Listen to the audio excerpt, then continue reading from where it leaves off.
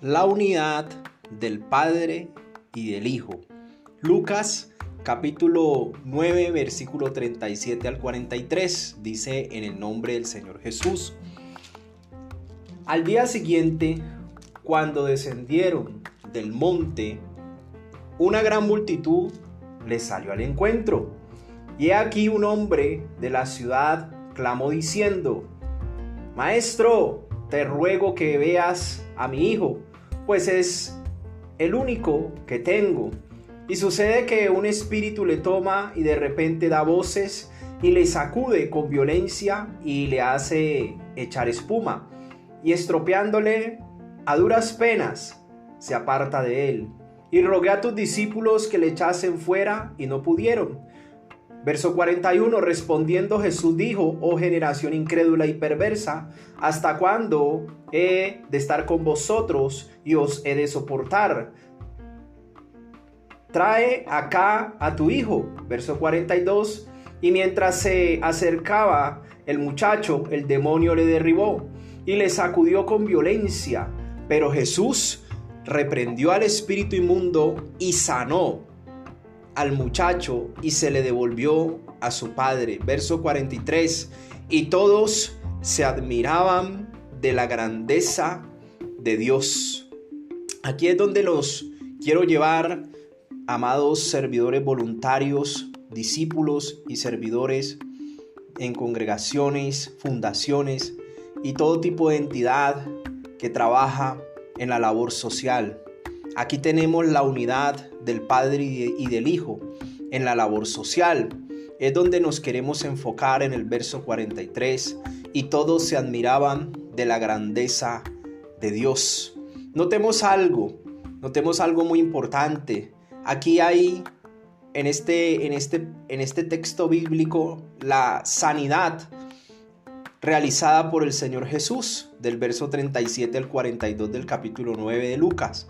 Y se atribuye, sin embargo, la grandeza a Dios, quien hizo y desarrolló esta labor social de sanidad y liberación, el Señor Jesucristo, por medio de su Espíritu Santo. Pero la admiración se enfoca en la grandeza de Dios. Y eso es unidad. Y queremos que podamos todos comprender sobre ese trabajo social que hace el Padre y el Hijo en unidad. Claro que sí.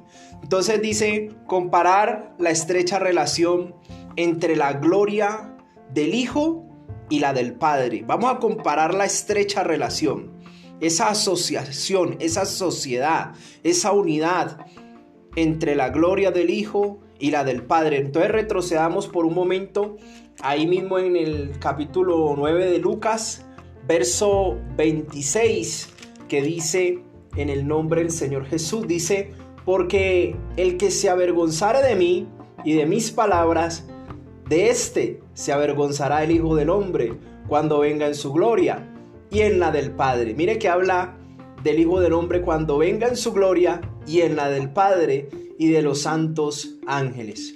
Ok, ahí hay una estrecha relación entre la gloria del Hijo y la del Padre. Y podemos seguir compartiendo que comparar esa estrecha relación, esa unidad entre la gloria del Hijo y la gloria del Padre, la posibilidad de declarar indistintamente lo hecho por Dios como lo hecho por Jesús.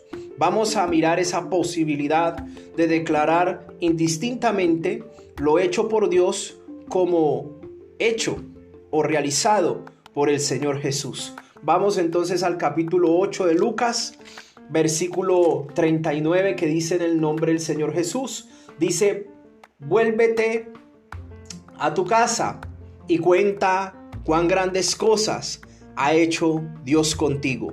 Ojo con eso. Y él se fue publicando por toda la ciudad cuán grandes cosas había hecho Jesús con él. Ojo con este punto. Aquí está terminando el relato del suceso con el endemoniado gadareno.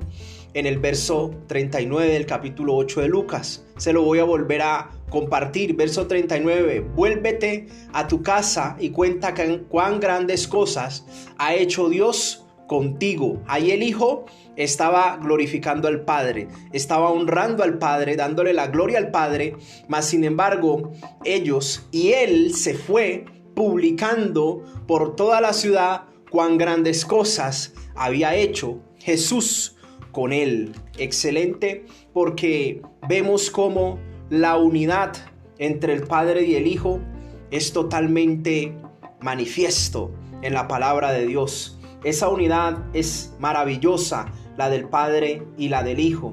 Y entonces decimos que esa posibilidad de declarar indistintamente lo hecho por Dios como hecho por el Señor Jesús, y la admiración y el asombro ante Dios y Jesús. Entonces vemos aquí en el verso 49, regresamos a Lucas capítulo 9, versículo 43. Y todos se admiraban de la grandeza de Dios. Jesús reprende un espíritu inmundo de un muchacho y allí se manifiesta la columna vertebral de la gran comisión, de estar constituida sobre la base de sanidad y liberación. Sanidad y liberación, donde el milagro es hecho por Jesús por medio del Espíritu Santo, y el Padre es glorificado y el Hijo es glorificado en el Padre. Es una unidad muy estrecha, muy llena de asociación, de total relacionamiento. Y quiero llevarlos entonces al Evangelio según San Juan capítulo 10 versículo 30. Dice: yo y el Padre somos uno. Y aquí quiero resaltarle el concepto de la unidad. No por el hecho de decir que sea uno significa que sea único. No, la palabra en su profundidad, en su etimología y en su interpretación, en el estudio profundo de su raíz primaria, la unidad quiere decir unión, concordancia, conformidad. Pero esa unidad también representa, según el griego 1775, unanimidad. También quiere decir unido.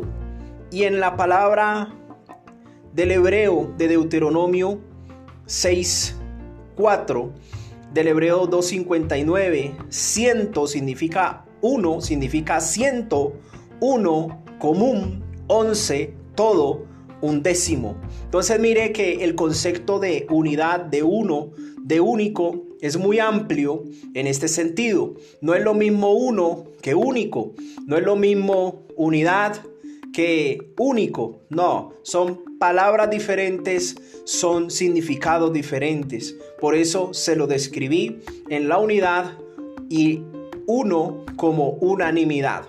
Pueden ser ciento, uno, común, unánimes, unidos, un décimo, todo.